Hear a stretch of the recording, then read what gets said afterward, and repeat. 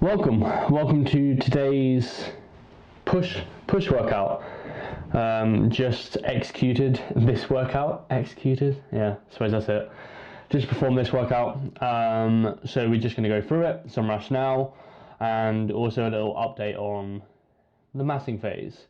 I feel like I haven't done that yet. So, in terms of the kind of the flow of this workout, number one, I will state the obvious and say that we are no longer working with Steve. We are working by ourselves. We're going to be programming and having this off season kind of as a little kind of trial and error phase for me.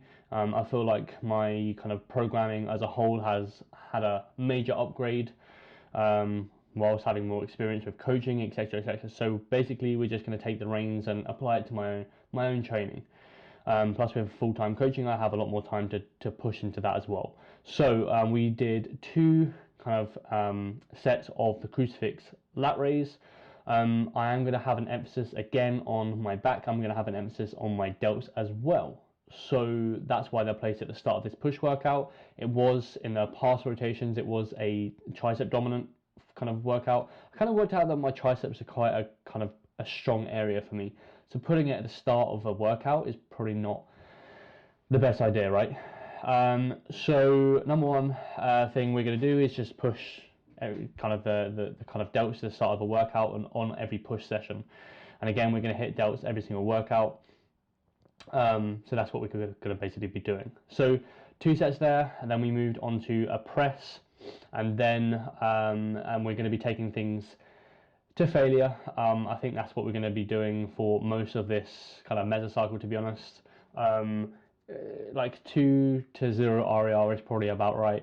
On stuff that's safe, I will take to failure. On some that's obviously unsafe, I'm not going to, but essentially most of it is going to be taken to failure just from the standpoint of not thinking too much and just kind of really kind of rinsing and trying to kind of get as much out of every workout as possible. Not to say that you can't, obviously, with the kind of RER training. Just for me, I just feel like I can gauge it a little bit easier, and with the equipment that we have here, it's kind of like I'm not second guessing anything here. I'm taking everything to within an inch of its life, and again, very safe. So yeah, we went to two sets of the kind of incline press. That was a one loading and one back off. I'm really kind of rinsing and repeating here in terms of that movement. In terms of the pressing, we do have one converging and then one straight bar path. There is an incline Nautilus in the gym, but it does kind of converge in. So basically, converging would be kind of moving to one point. And I don't want two converging. This one kind of does it as well, where it kind of just meets in the middle. I don't really want an incline press that does that, and then a flat press, which I did afterwards. I don't want them both meeting in the middle. I feel like I can have one that kind of goes straight out, which would be a Smith, and then one that kind of converges in the middle, which is going to be the Nautilus flat press. So we did one kind of loading, one back off, and then we did a Nautilus flat press for one set. That's three sets of chest done in that workout. Then we come back to it. Basically, we're going to fry triceps. So basically, you saw the crucifix lat raise, which has no triceps. Then we've gone for kind of a tricep. It obviously taxes tricep with a press, and then the press, and then another press in the form of a shoulder press, which will kind of tap off the delt variations. And then we go on to actual tricep work. I did theorize that if I went on to the kind of the fly after this, that could kind of work, but I think that once the triceps are being hit, there's no point in kind of them being hit and then moving away from them and doing like a fly, then going back to them. Kind of made sense just to do kind of chest or the kind of finish off the chest at the back end of the workout where no triceps were used, and also my triceps are going to be pretty fried from it anyway. So then we move on to dips, which are astronomical for me, SFR wise. I just get on with them extremely well. Then we move on to an overhead press. We did two sets of dips, and then we did a kind of the overhead press or overhead kind of extensions. Essentially, with tricep programming, as long as you have one thing over the head and one thing pressing or pushing, we're fine. We're pretty much covered. So something like a skull crusher into a tricep pushdown, fine. Something into a JM press into a close grip press, fine. It's very easy when it comes down to programming. But yeah, so my rationale is basically no tricep, tricep, tricep, tricep, tricep, tricep, no tricep. and then kind of go from there. So again, these are going to be taken to failure. The kind of Cybex allows that. I am actually using no handles here and using cuffs, which is very cool. Kind of puts your kind of wrist in a really kind of cool position. And now we'll go for and finish off the kind of chest. Again, chest is a very strong area for me. So I choose to I'm choosing to put it onto the back burner this mesocycle and prioritizing my chest. My delts.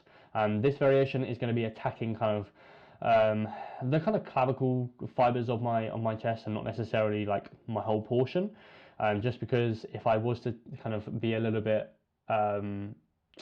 critiquey, is that a word, of my whole physique, I'd feel that that area of my chest is just a bit lagging, hence why we're going for this variation of a fly and not just a normal one. Also, I tend to find that this one puts a lot less strain on my ant delt, something that I've been dealing with a little bit of a niggle recently. So if I can move things away from it and have it actually attacking the targeted muscle in the chest, then I'll opt for that.